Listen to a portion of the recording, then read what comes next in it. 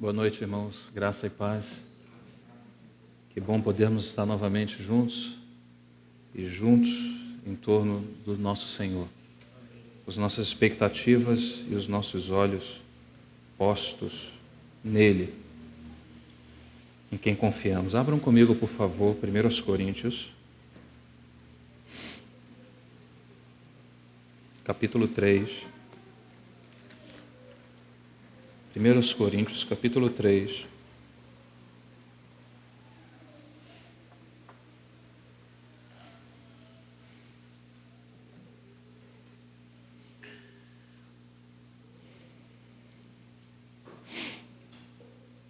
Versículo 9.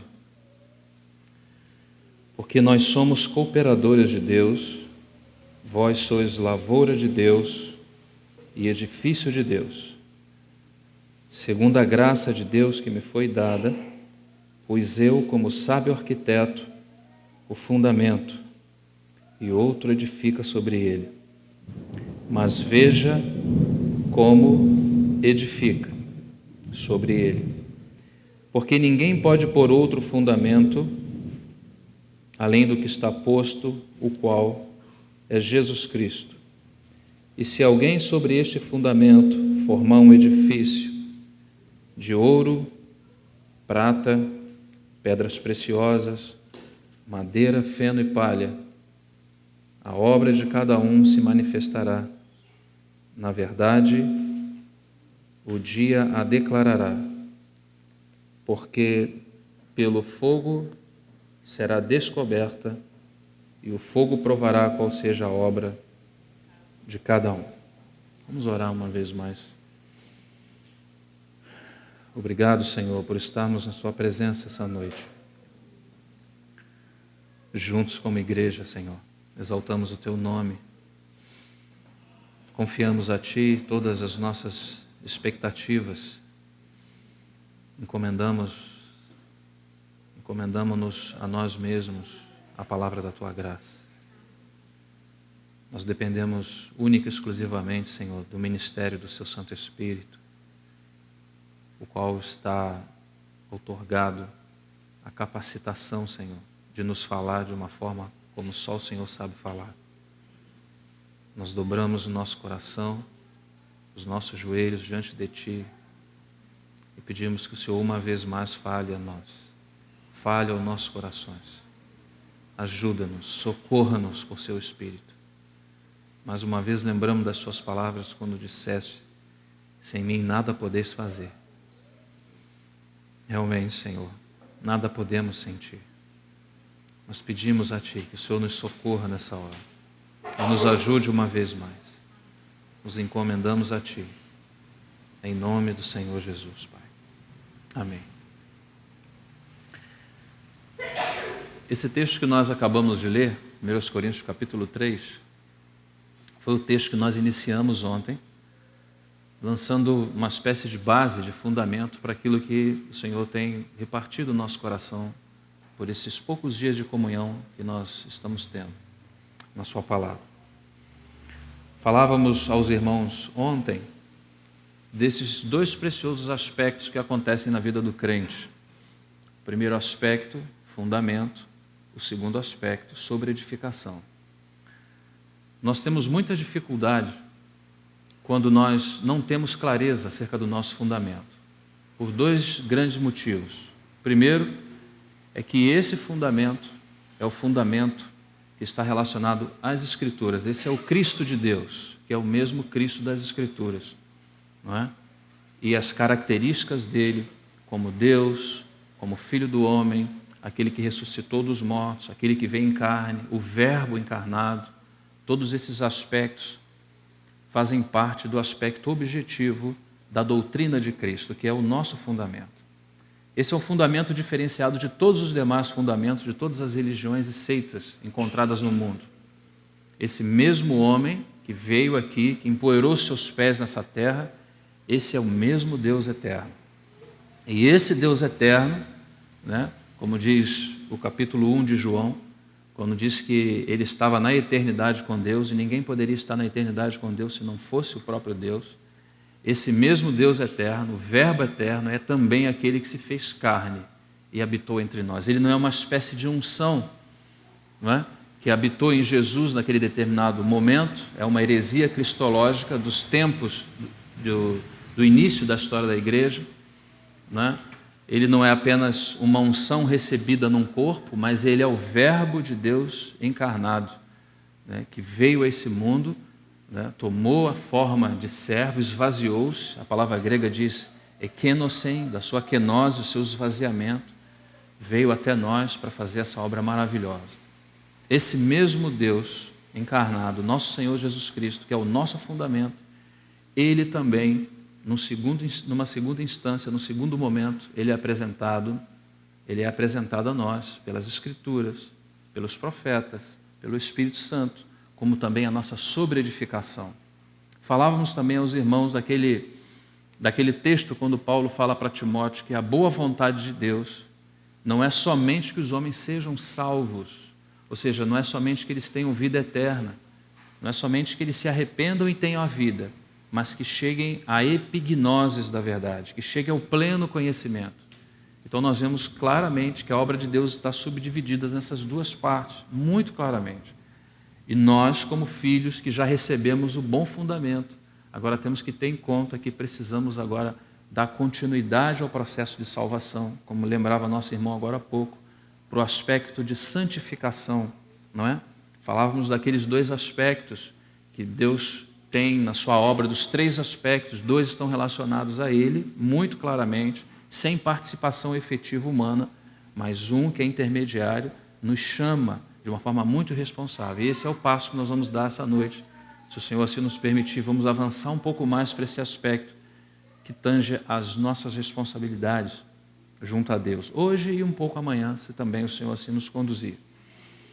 Nós falávamos ontem que a maturidade, esse segundo aspecto que está relacionado à sobreedificação, todos que aqui já receberam a Cristo como suficiente Salvador já têm o fundamento, mas vamos nos lembrar, o Senhor disse que não é somente fundamento, é também sobreedificação. Esse texto que nós lemos, Paulo fala sobre isso. Ninguém pode pôr outro fundamento, o qual é Jesus Cristo.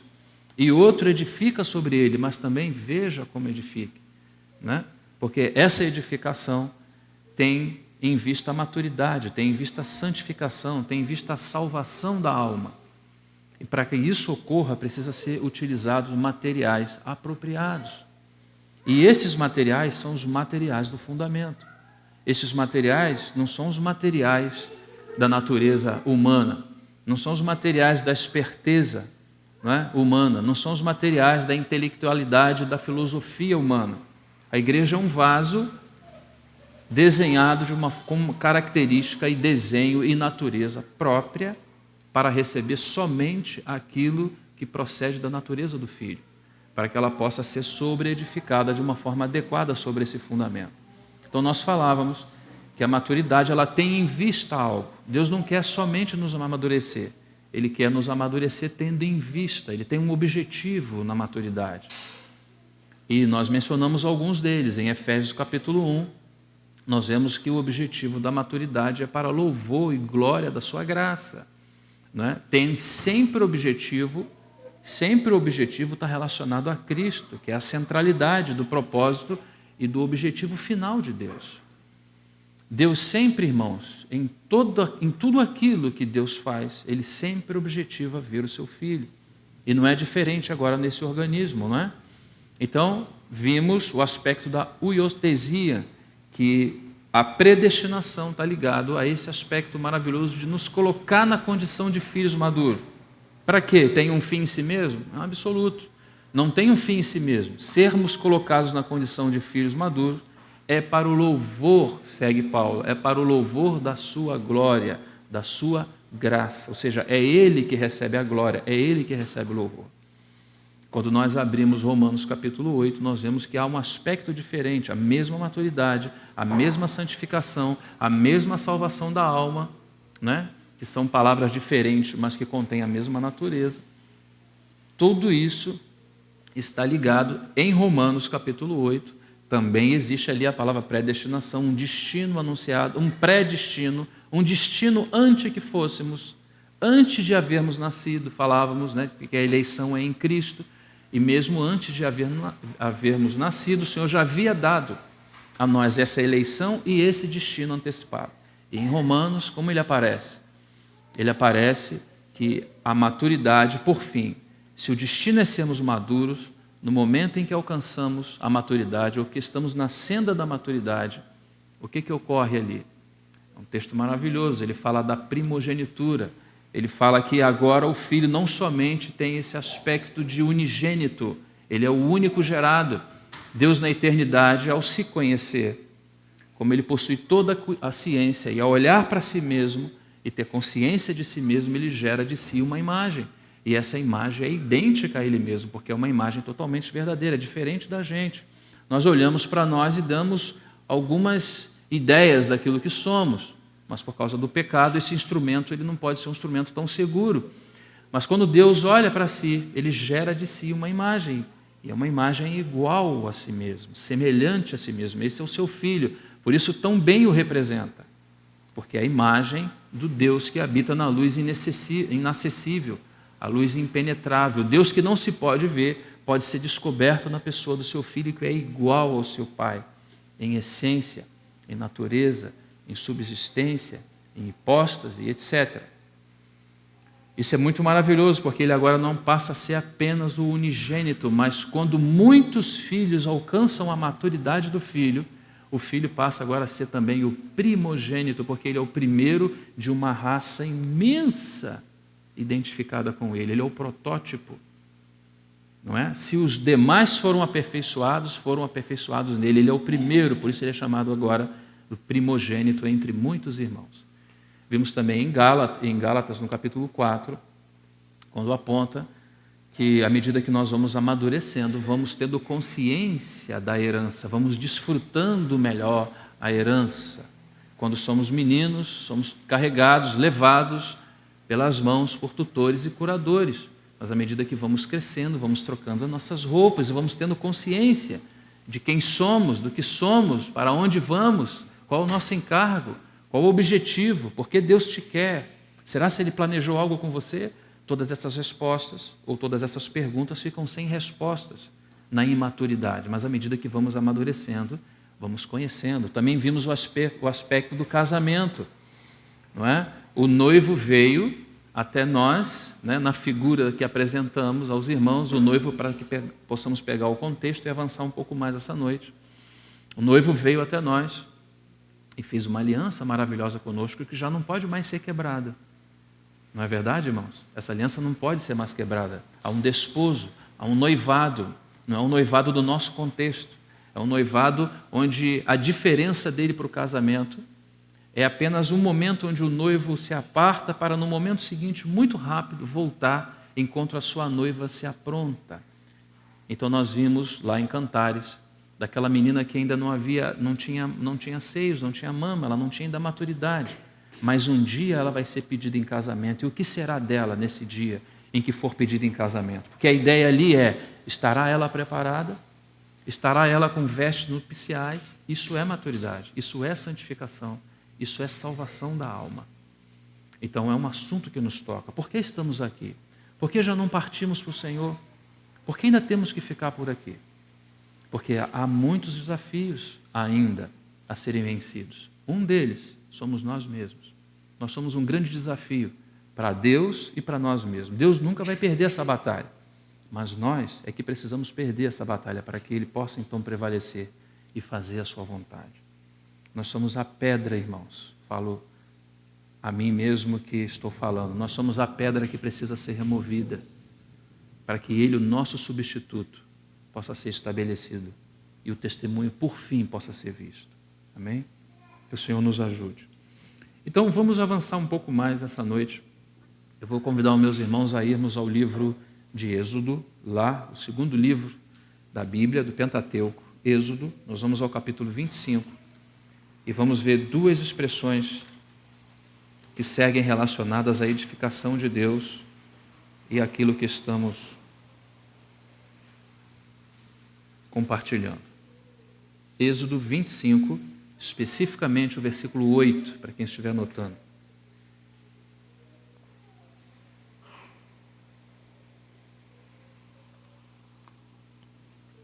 Repare bem essa expressão, porque nós vamos observá-la aqui e nós vamos observá-la também no final das Escrituras.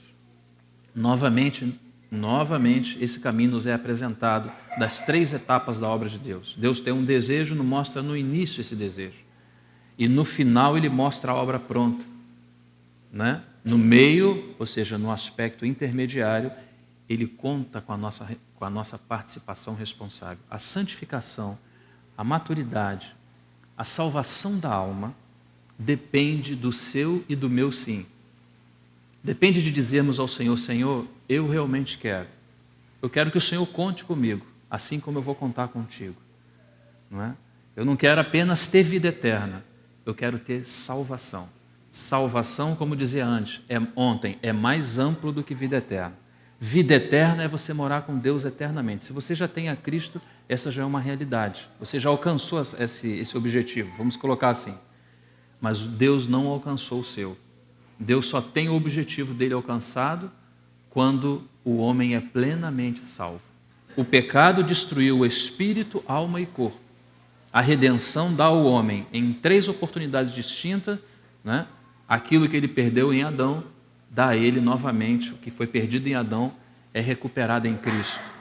Então nós temos o espírito salvo, nossa alma vai sendo salva e o nosso corpo, né, para a vinda do Senhor, aguardamos a redenção do nosso corpo. Isso é muito maravilhoso. E o versículo 8 diz aqui: e me farão um santuário e habitarei no meio deles. E me farão um santuário e habitarei no meio deles. Essa ideia de santuário aqui, na tipologia, não é uma ideia daqui, ela não nasce aqui. Ela, na verdade, ele está trazendo para nós com essas palavras, ainda em forma tipológica, a vontade do coração de Deus ainda na eternidade. Porque essa relação aqui que ele está nos mostrando, do santuário, e me farão um santuário, preste bastante atenção nessas palavras, irmãos. Ele está nos convidando, não sei se você consegue perceber, a fazer com ele aquilo que ele deseja ter. Ele deseja ter um santuário. Nós vamos ver no capítulo 21 de Apocalipse, do versículo 1 ao 3, podemos ir para lá agora, direto, para fazermos o contato com esse texto aqui. Preste atenção que você está apenas na tipologia, no capítulo 25 de Êxodo, e nós estamos indo agora para a revelação, que é o Apocalipse, lá no final, na coroação do trabalho de Deus. No Apocalipse, capítulo 21, diz assim, versículo 1, Apocalipse 21, versículo 1, diz assim: e vi um novo céu e uma nova terra, porque já o primeiro céu e a primeira terra passaram, e o mar já não existe. E eu, João, vi a santa cidade, a nova Jerusalém, que de Deus descia do céu, adereçada como uma esposa ataviada para o seu marido. Observe que ele relaciona a nova Jerusalém com uma esposa ataviada, porque é a mesma coisa, não é? A nova Jerusalém é o culminar da obra de Deus, é a consumação final. Né? E essa noiva que foi preparada na história e no tempo, que foi programada antes dos tempos eternos e ainda na eternidade passada em Deus, né? Passa pelo tempo nesse processo de ornamento, de adereço, como fala o texto aqui, e chega no final pronta, aprontada, adornada. Esses somos nós, essa noiva é a igreja adornada, trabalhada, não num passo de mágica, não no estalar de dedos, né? Mas pessoas que responsavelmente tiveram os olhos abertos e responsavelmente atenderam a esse chamamento maravilhoso, não só para terem fundamento, mas também para serem sobreedificados, para serem não somente pessoas salvas, mas pessoas santas no seu comportamento, para que fossem pessoas comprometidas com a verdade e com a natureza divina, que é a representação daquele que saiu da terra, mas não deixou a terra sem testemunho. Porque se nos deixou aqui, é para que esse testemunho fosse dado em continuidade. O cabeça foi assunto aos céus, mas veio no Espírito e está em nós, seguindo o seu trabalho. Então observe uma coisa aqui, versículo 3. E ouvi uma grande voz do céu que dizia: eis aqui o tabernáculo de Deus com os homens, pois com eles habitará, e eles serão o seu povo, e o mesmo Deus estará com eles, e será o seu Deus. Nós temos a culminação, a coroação do trabalho de Deus, desde a sua vontade eterna até o seu momento final. Observe essas palavras, não deixe ela passar. Observe essas palavras. Versículo 3. E ouvi uma grande voz do céu que dizia: eis aqui o tabernáculo de Deus com os homens. Quando nós lemos Êxodo, voltemos a Êxodo, por favor, porque nós vamos relacionar esses dois textos, porque um está na tipologia e o outro está na revelação. Está lá em Apocalipse. Então, voltando aqui a Êxodo capítulo 25, diz assim, capítulo 25, mesmo texto que estávamos lendo: e me farão um santuário, e habitarei no meio deles. Esse texto já nos mostra algumas realidades do coração de Deus, algumas vontades relacionadas ao seu povo. Primeira delas, Deus quer que façamos com Ele. Deus pode fazer tudo sozinho? O que é que você acha? Sim ou não? Com certeza pode, não resta a menor dúvida, Ele pode fazer. Com essas palavras, será se Ele deseja fazer? Não, Ele não deseja fazer. Com quem Ele deseja fazer aquele tabernáculo que Ele colocou lá no Apocalipse, na coroação do seu trabalho? Deseja fazer conosco. Preste atenção no texto. Essa não é a minha interpretação, é o que o texto está falando de uma forma muito clara. Olha o que ele diz: e me farão um santuário, e habitarei no meio deles. Ou seja, o segundo aspecto da vontade de Deus também é revelado aqui. Ele deseja habitar com o seu povo. Essa é a segunda verdade. A primeira verdade, Ele quer que o seu povo, com Ele, respondendo responsavelmente na graça, faça com Ele, junto com Ele, esse tabernáculo. Coopere na edificação desse tabernáculo que está relacionado à salvação da nossa alma, à maturidade, não é? Tudo está relacionado. Esse tabernáculo, ele fala também daquilo que a Bíblia chama do mistério de Cristo, que é a incorporação de Cristo no corpo de Cristo, Cristo formado em nós. Nós precisamos cooperar para que Cristo seja formado. Cristo não pode ser formado sem a participação responsável do homem. O homem precisa desejar, o homem precisa querer, não é? Por isso ele fala que e me farão. De que maneira nós vamos fazer? Nós vamos fazer uma casa como essa e vamos achar que Deus vai viver e vai morar aqui dentro? Não é essa casa que ele está falando. Esse santuário é o seu povo. Ele pede, então, no primeiro momento, a cooperação do seu povo. A segunda verdade, ele quer habitar entre os homens. Ele quer estar entre os homens. Como nós sabemos disso? Pelo texto que nós acabamos de ler em Apocalipse. O que fala o texto? Eis aí o tabernáculo de Deus entre os homens. O primeiro texto, esse texto que nós estamos lendo de Êxodo 25, diz: me farão e habitarei. Se fizer junto comigo, eu vou habitar entre vocês. E lá no final do trabalhar de Deus, você vê esse aspecto. O tabernáculo foi colocado, ou seja, muitos irmãos e irmãs na história cooperaram, tiveram os olhos abertos para essa realidade, cooperaram com o Senhor, e agora ele já tem. Isso ele não vai ter, não. Ele já tem, Ele já tem. Ele sabe que já tem. Por isso que ele mostra lá, assim como mostrou João a Nova Jerusalém, ainda antes, no início da história da igreja, ele já mostrou ela pronta. Porque isso não é utopia. Isso não são coisas relacionadas à nossa força humana. Isso é força na graça, Isso é trabalhar com Deus na obra de Deus, com os olhos abertos, sabendo do nosso chamamento, sabendo daquilo que Ele quer, e correspondendo a Ele na graça dele. Amém? Observe esses dois aspectos para a gente não perder de vista. Nós estamos falando da edificação de uma casa. O fundamento na nossa vida já foi lançado. Se todos aqui creram em Jesus Cristo, esse fundamento foi lançado na sua vida. Agora tem os aspectos da sobreedificação. Nós vamos falar um pouco hoje, num tempo curto que não nos permite avançar tanto, e amanhã vamos um pouquinho mais.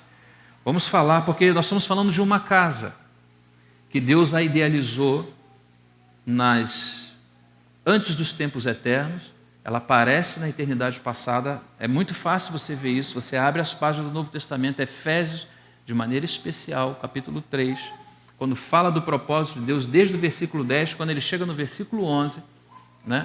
Paulo fala segundo, ele está falando do mistério de Cristo, da incorporação de Cristo no corpo de Cristo, dos judeus, dos gentios, que a parede de separação caiu. Ele está falando desse mistério. Ele está falando dessa habitação, desse propósito eterno do coração dele. Esse é um propósito eterno, irmãos. Por isso que você observa que muitas vezes a igreja é distraída com coisas que não são eternas, não fazem parte do propósito eterno. A igreja se distrai com temas, a igreja se distrai com... Então não vou enumerar e nem mencionar coisas. Mas quantas coisas na história da igreja têm distraído a igreja? Mas o propósito de Deus é igual a Deus. Ele não muda, ele não sofre mutação nem variação. Deus persegue o seu propósito desde o início até o final. Ele nasce no coração de Deus na eternidade e por isso há criação. Ele quer repartir, ele quer descer, ele quer viver com os homens. Por isso os homens foram criados. E por isso os homens são perdidos quando não encontram esse objetivo. Ser perdido eternamente é porque deixou-se a compreensão, não é? Ou negou-se a compreensão de que Deus criou a humanidade porque quis estabelecer a vida dele com os homens. Isso é muito maravilhoso. O que nós estamos passando aqui é um reflexo muito pálido do que vamos viver por toda uma eternidade. Nós temos uma eternidade. Você sabe o que é isso? Já parou para pensar o que é uma eternidade? Isso nunca terá fim, irmãos. Nós estamos passando uma pequena prova aqui, muito rápida, preparados para essa maturidade, a fim de que estejamos com Ele, né, amadurecidos para a eternidade futura. Esse é um propósito da eternidade passada que culmina no tempo e entra às portas da eternidade futura para toda a eternidade viver Deus e o seu povo. Se Deus vai precisar habitar entre nós, a primeira coisa que nós temos que ter em conta, daquilo que Ele faz conosco, muito claramente, é estabelecer o seu tabernáculo. Quando nós falamos do tabernáculo, a primeira coisa que nós entendemos é que esse tabernáculo, sim, de uma forma subsidiária ou secundária na revelação, ele é Cristo e a igreja. Mas na sua forma mais essencial, esse tabernáculo ainda não é Cristo e a igreja. Esse tabernáculo é o próprio Cristo. É Ele o lugar de habitação de Deus. Por isso que Paulo aos Colossenses, no capítulo 2, me parece capítulo 2, versículo 9, ele diz que nele, em Cristo, habita toda a plenitude da divindade. Preste bem atenção nisso. Nós mencionamos um primeiro versículo no capítulo 25 de Êxodo que diz o Senhor para nós que Ele quer que cooperemos com Ele para que um tabernáculo seja colocado na terra. E no Apocalipse nós vemos que o Senhor fez isso, colocou esse tabernáculo na terra. Então Ele mostra na tipologia e mostra na revelação, aconteceu. Só que no tempo, como nós estamos presos a espaço e tempo, isso vai ao decorrer do da nossa caminhada aqui. Não somente nossa, mas de muitos irmãos que já partiram e outros que ainda vão entrar, que vão ser enfileirados ainda. Então, não perca esses dois aspectos de vista, porque é muito importante para nós. Agora, nós vamos entender que Deus está nos chamando para isso e vamos cooperar, buscar, com a ajuda dele, cooperar nesse processo para que, por fim, esse tabernáculo seja colocado de uma forma prática no Apocalipse. Não é? A primeira coisa que Deus vai fazer, irmãos, é nos revelar quem é a casa dele. A casa dele, essencialmente, não somos nós. A casa dele é o seu próprio Filho. É o seu próprio Filho lugar de habitação. Sabe quando nós chegamos a ser a casa de Deus? Quando Cristo vem habitar em nós. Porque é Ele a casa. Se Ele é a casa e Ele vem habitar em nós, agora fica muito claro para nós que nós somos a casa, mas é porque Ele é o lugar de habitação de Deus. Nós temos muitos textos do Novo Testamento que falam disso. Eu preciso mencionar os textos, pelo menos 2, para que não fique somente nas minhas palavras. Vou primeiro mencionar a experiência de Jacó. Vocês lembram no capítulo 28 de Gênesis, a partir do versículo 10, me parece, Jacó tem uma experiência, vocês lembram? Acho que seria bom que pudéssemos ir até lá, não é? Gênesis, nós estamos próximos aqui Gênesis capítulo 28. Acompanhe comigo, por favor.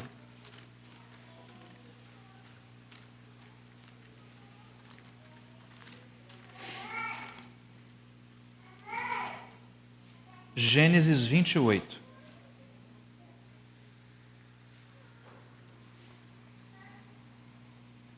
Versículo 10 diz assim: Partiu, pois, Jacó de Berseba e foi a Harã, e chegou a um lugar onde passou a noite, porque já o sol era posto, e tomou uma das pedras daquele lugar e a pôs por sua cabeceira, e deitou-se naquele lugar. E sonhou, e eis que era posta na terra uma escada cujo topo tocava os céus. Preste atenção nessa escada.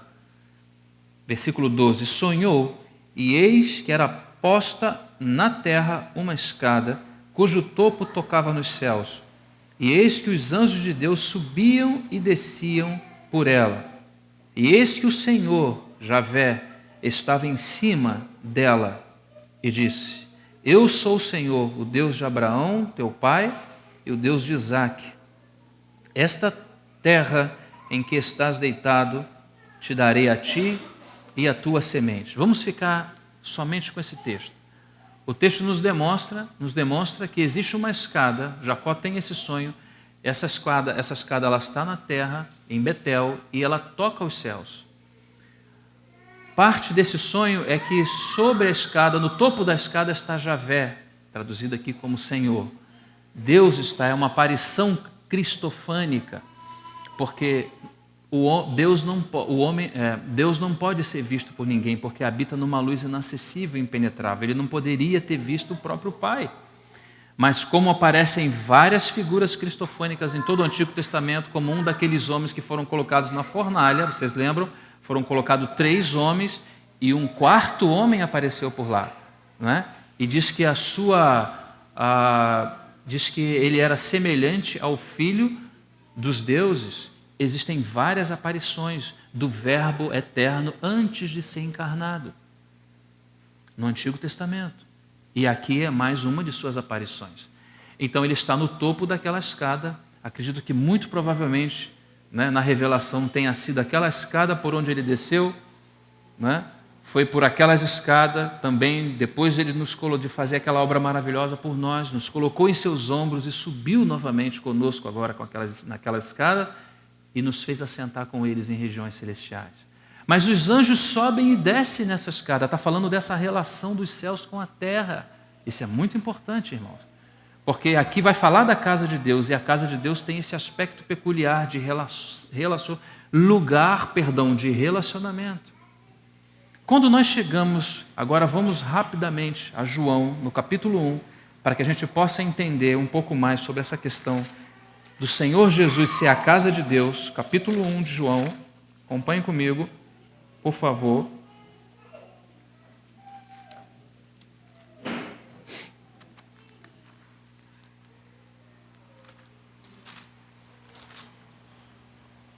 Chegamos aí? João 1, naquela experiência, estou fazendo aqui uma espécie de colcha de retalho, mas os meus irmãos estão seguindo, depois vocês podem pegar os textos com mais cuidado e debulhar isso melhor. Por causa do nosso tempo, vou passando rapidamente nesses textos. A experiência de Natanael, vocês lembram bem dessa experiência. Então vamos direto ao texto. Quando ele diz, versículo 48, disse-lhe Natanael: de onde me conheces tu? Capítulo 1, versículo 48. Jesus respondeu e disse-lhe: antes que Filipe te chamasse, te vi eu estando tu debaixo da figueira. Natanael respondeu e disse: Rabi, tu és o Filho de Deus, tu és o Rei de Israel. Jesus respondendo disse-lhe: porque te disse, vi-te debaixo da figueira, crês? Coisas maiores do que estas verás. Quais são as coisas? E aí ele vai dizer, 51, e disse-lhe: na verdade vos digo que daqui em diante vereis o céu aberto e os anjos de Deus subirem e descerem sobre Betel na experiência do sonho de Jacó, aqui sobre o Filho do Homem. Betel é a casa de Deus, não é? Lá a escada tocava o chão no lugar de Betel, lugar da casa de Deus. Aqui não toca o chão. Aqui os anjos sobem e descem sobre o Filho do Homem. O que isso nos indica? Que é Ele a Betel verdadeira, essencial, primordial. Por vir habitar em nós, nós agora também nos tornamos a sua casa. Mas o lugar de habitação de Deus, irmãos, é o seu próprio Filho.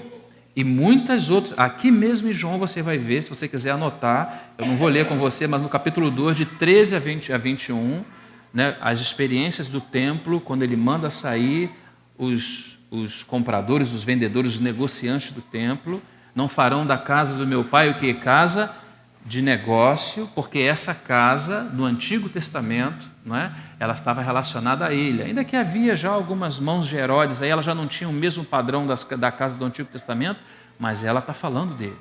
Ele é a casa de Deus. Fica claro para nós? Temos outros textos, mas acredito que esses podem ser suficientes para entendermos que ele, o Filho, é a casa. Se ele é a casa e Deus deseja ter uma casa, Deus não vai ser incoerente de estabelecer duas casas. Qual é a forma que o Senhor encontra para estabelecer a sua casa ou o seu tabernáculo entre os homens? Qual é a forma que ele encontra? Estabelecendo quem? O seu filho. Quem é a sua casa? Não é o seu filho? Se ele quer uma casa entre os homens, o que ele vai colocar entre os homens? Alguma coisa? Ele vai pedir aos homens alguma coisa? Ele vai dar uma série de mandamentos para os homens fazerem uma casa para ele? Ele não precisa disso. Uma vez Davi, por ser rei e ter tantos benefícios, ele quis fazer uma casa para Deus. Em Atos dos Apóstolos, nós vemos que as medidas de Deus não cabem dentro das casas humanas, não é possível fazer. Não é? O céu é o meu trono e a terra é o estrado dos meus pés. Que casa me edificareis vós? Não é possível fazer casa para Deus. Roger, não é incoerente o que você está falando? Até agora você disse que Deus busca cooperadores para fazer essa casa. E agora você diz que não é possível fazer? Claro, não é possível fazer uma casa naturalmente, mas é possível cooperar para que Cristo seja formado em nós. É possível cooperar para que a casa de Deus seja vista entre os homens, nos homens e entre os homens. Essa casa é o próprio Senhor. Uma vez que começa a ser formado em nós, então agora nós temos a casa de Deus. No Apocalipse aparece: eis o tabernáculo de Deus entre os homens. Por falar nessa casa, nós vamos observar que uma casa, ela tem algumas estruturas, e eu gostaria de falar isso. Falar um pouquinho hoje sobre as estruturas dessa casa, depois do fundamento. Vamos falar um pouco sobre as colunas dela e a importância dessas colunas serem lavradas em nós. Porque essas colunas, elas falam intimamente desse aspecto, do colaborar do homem na obra de Deus. Na verdade, é Deus quem faz a casa dele em nós. Nós apenas concordamos, nós apenas dizemos sim, nós dizemos: Senhor, eu quero. Não entendo, não consigo, não sou capaz. Ele também nunca disse que nós somos. Existe uma diferença, irmãos, entre responsabilidade e capacidade. Essas coisas não podem ser emboladas, não podem ser misturadas. Nós recebemos uma responsabilidade por aquilo que começamos a enxergar. À medida que a palavra chega aos seus ouvidos, você se torna responsável por aquilo que você está ouvindo. Mas o Senhor nunca disse que você era capaz pelo que você está ouvindo. Ele diz que você se tornou responsável. Responsável você se tornou, eu me tornei. Não é? Se o Senhor nos fala algo, se nós podemos entender, nós nos tornamos responsáveis, mas não capazes, porque a capacidade não vem de nós, ela vem do Senhor. Por isso que nessa casa que nós cooperamos na sua edificação com Deus, a responsabilidade é nossa, porque nós o ouvimos, mas a capacidade vem dele. Por isso que uma das colunas lavradas nessa casa, uma das principais colunas que precisa ser lavrada nessa casa, nesse aspecto de maturação ou de maturidade da Igreja de Deus, é a coluna do mistério do Evangelho. O Evangelho precisa ser exposto aos nossos ouvidos, porque somente ouvindo o Evangelho, que fala da pessoa, da obra e dos ensinamentos do nosso Senhor, no qual essa casa, na qual estamos sendo edificados, é na medida que ouvimos é que compreendemos e sabemos com o que contar nesse processo de edificação. Até agora, nós estamos apenas falando de que Deus tem um propósito. Vamos descer um pouquinho as escadas agora e vamos chegar nesse importante momento onde nós começamos a cooperar de uma forma efetiva com Deus, ou pelo menos ter consciência. E quem sabe podemos orar: Senhor, me ajude, quero cooperar contigo. Eu quero que chegue no Apocalipse, aquela palavra que aparece no Apocalipse: eis o tabernáculo de Deus entre os homens. Nós aqui nessa sala precisamos estar incluídos lá. Precisamos estar lá incluídos. E não pode ficar na nossa cabeça que aquilo é para os gigantes espirituais. Deus não faz classismo, Deus chama todo Israel, mas só toma a oferta, ou seja, aquilo que Israel dá para a construção do tabernáculo, do homem cujo coração se move voluntariamente. Se o teu coração, se o meu coração é voluntário, Deus vai querer realmente demandar das nossas mãos essa oferta. Se você quer cooperar com Deus para que Ele tenha esse tabernáculo, se você acha que Ele merece isso, e você deseja cooperar, Ele vai te dar todas as formas, vamos colocar assim, as formas do Espírito, não é? Para que a gente possa cooperar nesse processo de maturação, de edificação, para que Ele, por fim, possa receber a glória. Amém? Se o Senhor deseja estabelecer esse tabernáculo em nós, que é o seu Filho, que é a sua morada, que é a sua casa, nós vamos observar que nas Escrituras o Senhor vem vindo numa sequência, desde a Trindade, na eternidade passada, em direção a nós, porque se Ele é o tabernáculo que precisa ser estabelecido em nós, para que Deus tenha o tabernáculo entre os homens, então Ele precisa chegar até nós, não é? E foi isso que Ele fez. Miqueias, no capítulo 5, o profeta fala das suas saídas, que as suas saídas, referindo a Javé, são desde os dias da eternidade. Falando das suas saídas, e a Bíblia demonstra essas saídas, quando mostra, por exemplo, o Verbo eterno ainda com Deus na eternidade. Mas mostra também o Verbo eterno como o propósito de Deus em fazer todas as coisas. Então o Verbo está na Trindade, mas também está no propósito.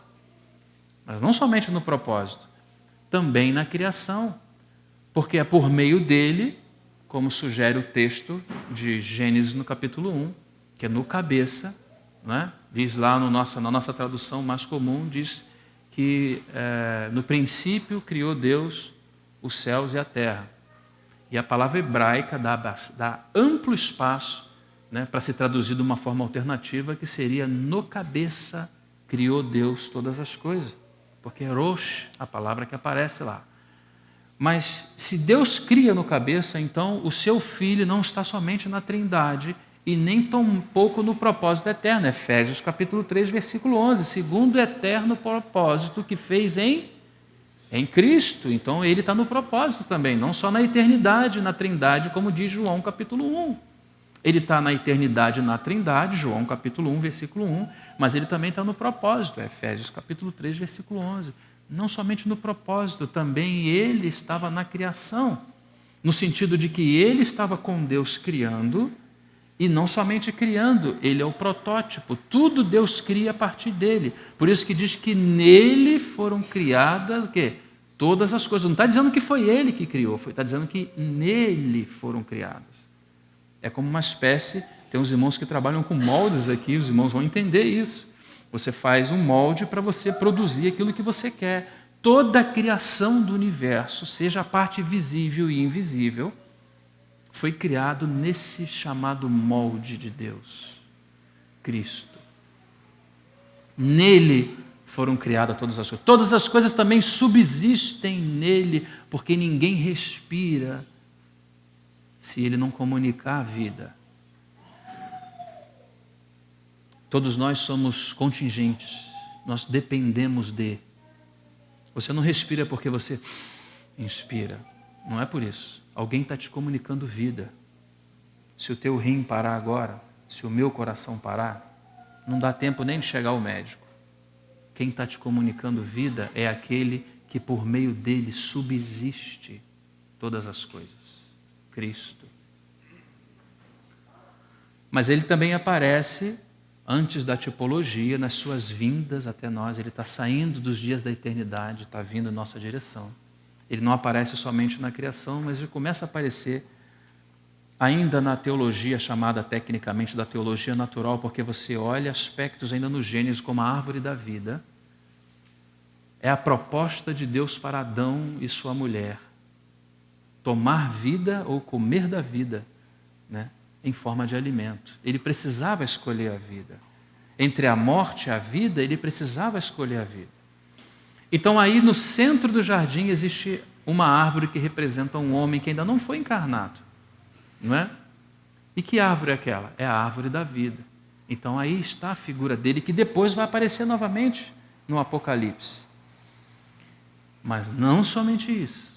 Nos dias do Antigo e nas páginas do Antigo Testamento aparecem muitas das suas aparições teofânicas ou cristofânicas, as aparições do Verbo antes da sua encarnação. Por muitas vezes ele apareceu no Antigo Testamento.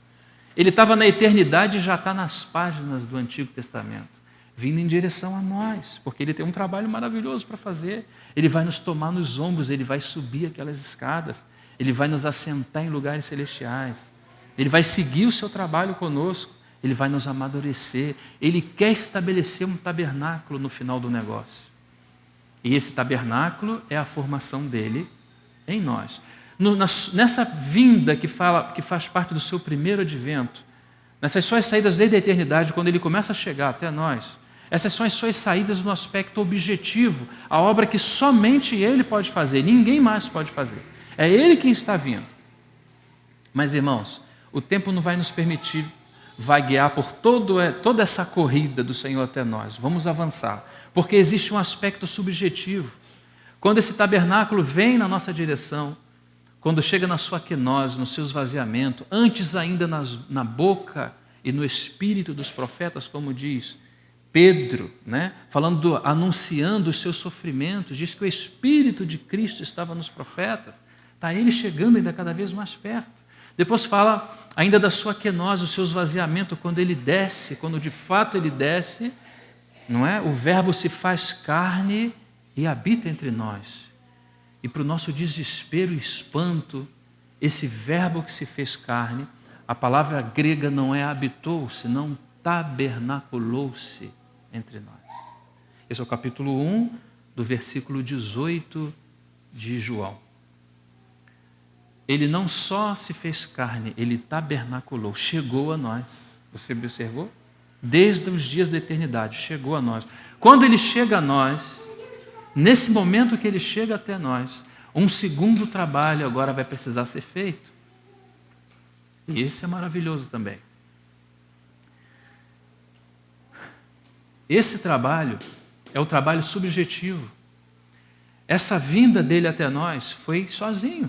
Ele veio até nós, chegou até nós, pagou todo o preço possível. E essa redenção que para ele custou tão cara, para nós agora, não pode ser barateada. Nosso coração precisa queimar para que a obra e o trabalho dele tenha prosseguimento. Porque quando ele ascendeu daqui, quando ele saiu daqui, ele enviou o Espírito juntamente com seu Pai. Quando o Espírito chegou até nós, irmãos, começou agora não só o fundamento ser lançado na vida daqueles que creem, mas esse processo de sobreedificação dá prosseguimento. Por isso que Paulo, no capítulo 3, ele se encontra de joelhos. A partir do versículo 14, ele pede a Deus de joelho para que os irmãos fossem fortalecidos no homem interior. Porque Cristo agora já não é um assunto da eternidade passada. Cristo é um assunto presente, é um tabernáculo colocado já na sua forma objetiva entre nós. A forma subjetiva é que agora nós temos que cooperar, porque ele veio habitar no nosso espírito. E agora precisa ser formado na nossa alma. E agora existe um chamamento para que essa formação da nossa alma aconteça de fato. Não é somente Cristo vindo da eternidade habitando no nosso espírito, mas agora, uma vez que habita no nosso espírito e com o socorro do Espírito Santo, ele possa ser formado não apenas no nosso espírito, mas agora possa ser formado na nossa alma, possa nos trazer a santificação, possa nos trazer a maturidade, possa nos trazer a vida de união, possa nos trazer a decisão de viver com Ele. Tudo isso está relacionado a esse aspecto da vida da alma, da vida de maturidade. Irmãos, o assunto é muito mais rico do que nós imaginamos. Por isso que o caminho da santificação, o caminho da maturidade é um caminho que a gente precisa percorrer de uma forma inteligível. Nós precisamos entender o que o Senhor está fazendo conosco. Quando não entendemos, achamos que o Espírito Santo é para isso, achamos que o Espírito Santo é para aquilo, para me dar aquilo, para aquilo, para aquilo, e só não entendemos que o que está acontecendo conosco agora é que o aspecto objetivo da obra de Deus tomou um formato subjetivo. Cristo veio e já agora habita no nosso espírito. Agora, com a ajuda do Espírito Santo, Cristo vai habitar na nossa alma. O tabernáculo está sendo colocado entre nós. Você duvida disso? Se você segue a leitura de Efésios capítulo 3, é exatamente isso que você vai encontrar. Primeiro, o fortalecimento no homem interior, não é? Para que Cristo habite pela fé no vosso coração, diz Paulo. E a teologia de Paulo é estranha aos nossos ouvidos, porque nós achávamos que Cristo já habitasse no nosso coração, mas Cristo não habita ainda no coração daqueles que não foram trabalhados nessa esfera da alma humana. Cristo habita no meu espírito, mas eu tenho a minha vontade e vou para onde eu quero. Cristo habita no meu espírito, mas os meus sentimentos eu uso da minha forma. Cristo habita no meu espírito, mas a minha mente, a minha razão, a minha vontade, as minhas emoções não estão em conformidade com esse Cristo. Por isso que o trabalho efetivo agora do Espírito é formar esse Cristo na nossa alma, o mesmo Cristo que habita no Espírito. É como um vaso que você vai enchendo, até que ele transborde. Por isso que o primeiro aspecto do trabalhar de Deus está relacionado ao nosso espírito, fortalecer o homem interior onde Cristo habita, para que à medida que a gente vai sendo fortalecido no espírito, ele comece a entrar nas áreas escusas da nossa alma. Quantos de nós precisamos de salvação, irmãos? Deus não é glorificado se a nossa alma não é salva. Deus não é glorificado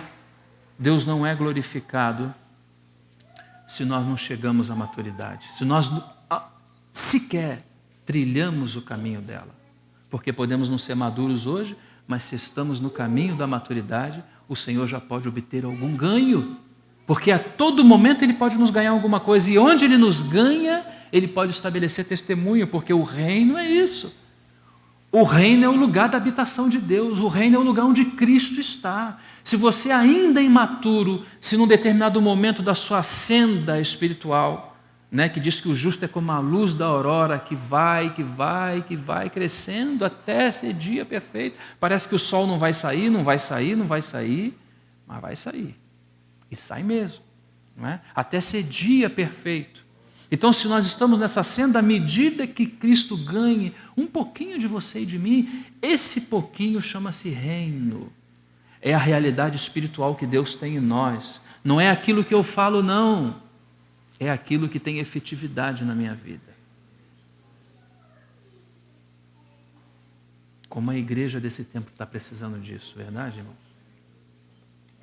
Tanta coisa nós conseguimos nos esbarrar, com tanta coisa nós conseguimos ver, menos essa formação maravilhosa do Cristo de Deus, que veio desde os dias da eternidade, com um propósito definido no seu coração, de fazer uma obra maravilhosa. Fez o que tinha que fazer.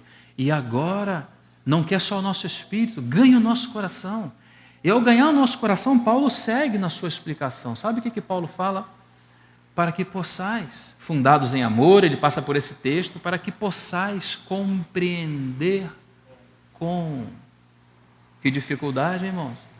A ideia de compreender com todos os santos, primeiro precisa ter Cristo no espírito, fortalecimento no homem interior, vida de união com Cristo, para que o coração seja ganho, a fim de que fundados e arraigados em amor, etc., podeis compreender com todos os santos, porque esse Cristo, eu falava para os irmãos ontem, no capítulo 4 de Gálatas, é um Cristo muito rico. Eu falava para os irmãos da herança que nós recebemos, que é Cristo. Ele não está repartido somente em mim, ele está repartido no corpo de Cristo. Sabe quem é rico? Você individualmente, mas muito mais o corpo, porque você tem uma porção de Cristo, não é? E no corpo está o próprio Cristo. Então nós tendo essa esfera da alma ganha, agora começa a acontecer o quê? começamos a compreender com todos os santos as medidas dessa casa. Não vamos entrar nos detalhes de aprender como, mas você já está percebendo que há uma necessidade extrema da formação de Cristo para que todas essas demais coisas possam acontecer na nossa vida. Não são por mágica, são por processos. E nós precisamos compreender então esses processos. Nessa casa, irmãos, nessa casa, nós temos 7 principais colunas. Depois nós vemos paredes colocadas nessa casa.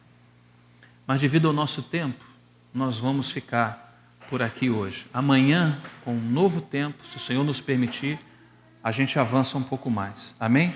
Vamos ruminar essa pequena palavra hoje, vamos receber essa pequena palavra e depois amanhã, se o Senhor nos permitir, vamos falar do evento mais importante, da nossa participação prática no assunto de, com Deus, erguermos esse tabernáculo para Ele. As colunas da casa, vou adiantar aos irmãos, se o Senhor nos permitir, vamos tocar nas 7 principais colunas que são lavradas na igreja desse tabernáculo que Cristo está estendendo, essa grande tenda que está sendo estendida na terra.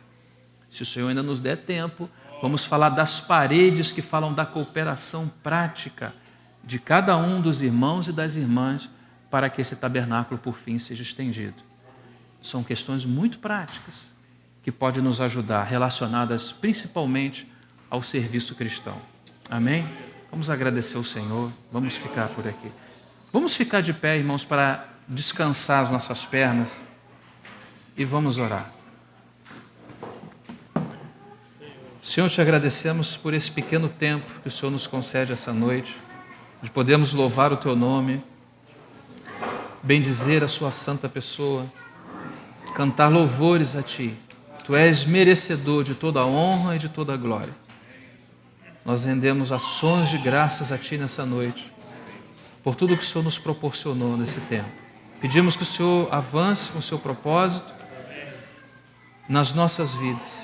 E essa palavra, muito em especial, que estamos compartilhando, da Tua palavra, possa ganhar os olhos do nosso entendimento. Possamos compreender a Sua vontade e nos rendermos a Ti.